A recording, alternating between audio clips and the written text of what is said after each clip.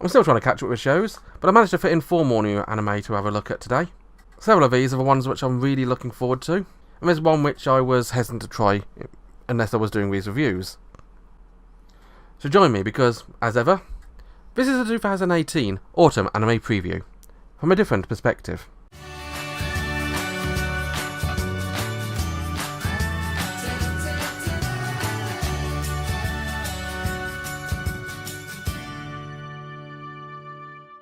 Romeo, Romeo, wherefore art thou, Romeo? Well, he art in the new anime series airing this autumn, Boarding School Juliet, as the Romeo and Juliet series gets a brand new lick of life with a new anime. Although, let's be honest, if there's one story which is going to be told over and over again in many different guises, it's going to be Romeo and Juliet. Welcome to the world of Romeo Inuzuka and his potential love interest, Juliet Persia. So yeah, this is one really taking the classic Romeo and Juliet lineup.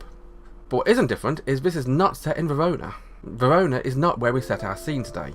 Instead, we set our scene at the prestigious Grigio Academy boarding school, where students join one of 2 factions. They can either join the Black Dogs or the White Cats, or, as you should probably know them, the Montagues and the Capulets. Montadogs? Catulets? I suppose it works somehow. But yeah, Inuzuka and Juliet are 2 completely rivaling leaders. He's pretty much the strongest character, strongest person at the Black Dog side of things, and she's the strongest fighter in the White Cat side of things. And they hate each other. Except Romeo doesn't. He's a clueless dolt, he's a bit of a romantic, and he doesn't like fighting Juliet. He, in fact, really admires her. And even though they've been fighting since they were kids, he realises that Juliet has gone through so much in life. She's the sole heir to a Persia, but as she's a woman, she's a girl, she can't inherit it. So she's out not only to prove she's the strongest, but also she is worthy to inherit the estate. And she can't be seen as weak. She's got to be smart, intelligent, beautiful, and strong. And he just is a guy, so he would inherit everything, of course. And he sees that from her. He sees that beauty and he's drawn to it. I mean, who wouldn't be? I mean, she's bloody hot as well, which is a bonus. And so these star-crossed lovers are less star-crossed and more just crossed. Well, Juliet is for the most part. But by the end of episode 1, we have a fountain scene.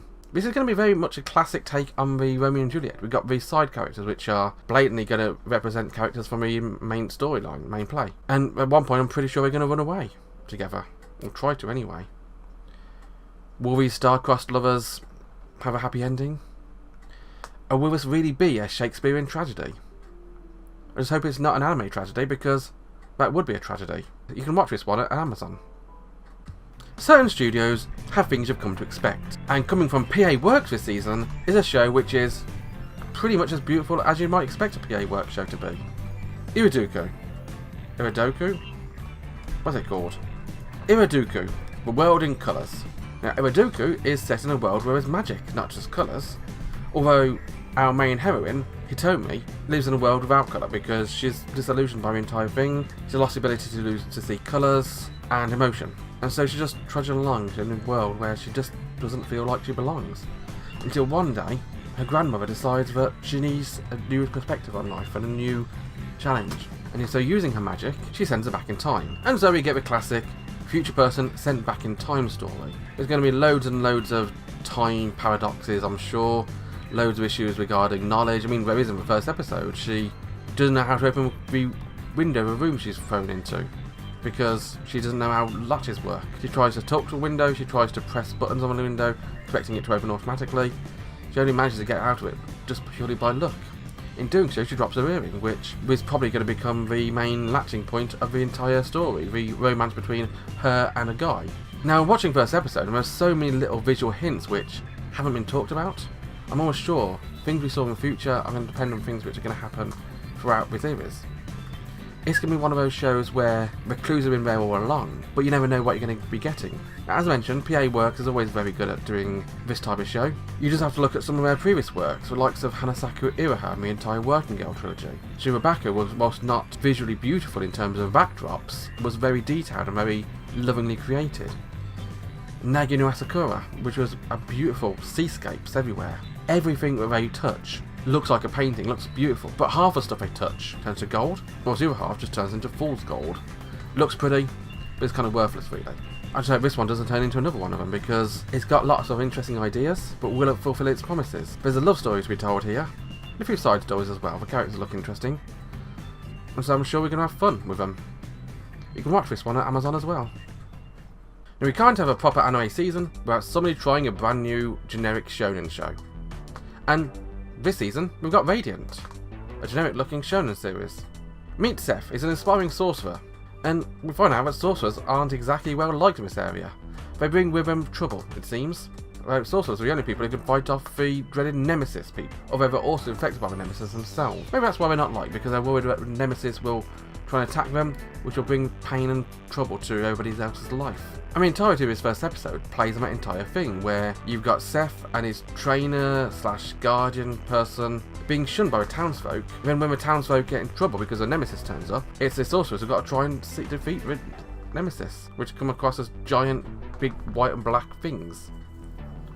This is a very much action-orientated classic shonen series. We've got a main hero guy. We've got a couple of sidekick characters. We got the big, strong trainer person. This time as a woman, but cannot be a man or woman depending on what show you watch. There's probably little mascots, generic enemy of the week, trouble, strife. Yeah, if you've seen a classic shonen show, you've seen this one. This one reminded a lot of Black Clover.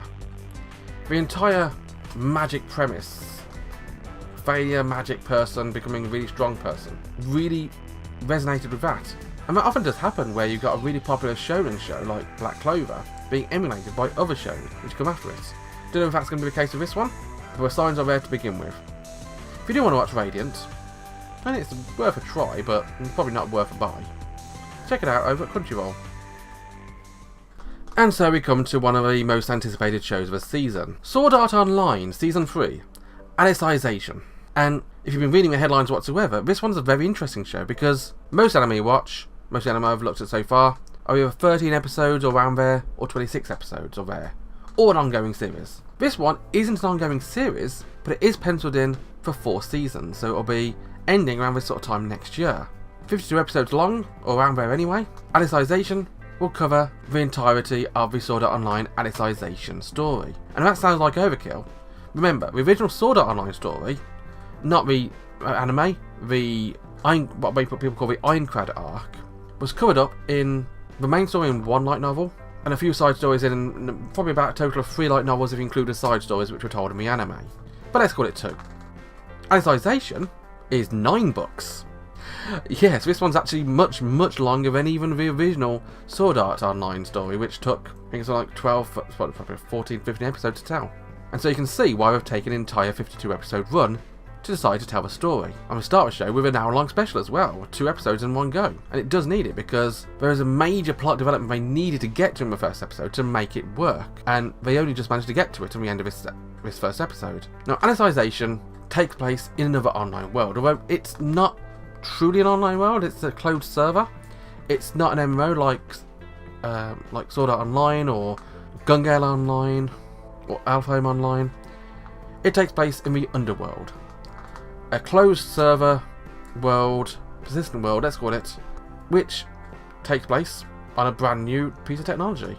Yeah, Kirito's testing it out for guys, and he finds himself wound up in a new problem. We don't get to that in this story. I'm about 5 volumes ahead of you guys. I'm read up to about volume 14, I think, of the light novels, so I know half the story so far. Don't worry, I won't spoil it. But as much as we're used to seeing likes of Asuna and Sinon and Suguha about, this is purely a story about Kazuto Kirito, and people he meets in this other world. The likes of Yu-Gi-Oh, who he forms a very much childhood friend bond with. The likes of Alice, a young girl he meets at the town he grows up in. Because, for some reason, he's a normal kid in this world. We don't know whether or not these other people are humans or players, but they feel normal, they feel human. You can tell it's not an unknown world because they do a little motion in order to access the information about things. And there's weird sets of rules. There are commandments you should not disobey. You shall not enter the Badlands. And you should probably imagine that happens. But it's not Kirito who gets entered into the Badlands. It's Alice. They go looking for ice, they get a bit lost, and end up wandering out the other side of a mountain into the Badlands, although thankfully they don't cross the line. Alice, however, trips and falls, and her fingertips cross the line. But she didn't enter the Badlands, right? She's not in any trouble. They get home and find out that she's being arrested, chained to a dragon, and dragged away for punishment. Of course, this really affects Kirito, but he doesn't remember any of this in the real world because he's having his memory wiped to save data. Anything that takes place in the underworld, he can't remember in real life, but it's clearly still affecting him. Although that becomes another side story as well, because at the end of the episode, we get a bit more remnants from the past as well, as the Phantom Bullet arc comes back to haunt us, as one of the people controlling Death Gun, one of the former members of Laughing Coffin, makes an appearance, and we're left with a bit of a cliffhanger. Now, people who like Sword Art Online are going to love this show. It is a vast departure from the Sword Art Online you know, but it's still going to be that show. It's going to look a bit different, it's going to feel a bit different, but stick with it. It's worth it. For people who don't know Sword Art Online, should you watch it? Well, it depends on why you and what's in it. If you don't like Sword Art Online in general, you're probably not going to like this one as well. If you enjoyed it, but you're not sure, give it a try. It has some of the classic problems of Sword Art Online, but I don't seem to rear their heads as much as you might expect. If you do want to watch Sword Art Online, it's currently airing over at Crunchyroll, amongst a few other places which you can find online.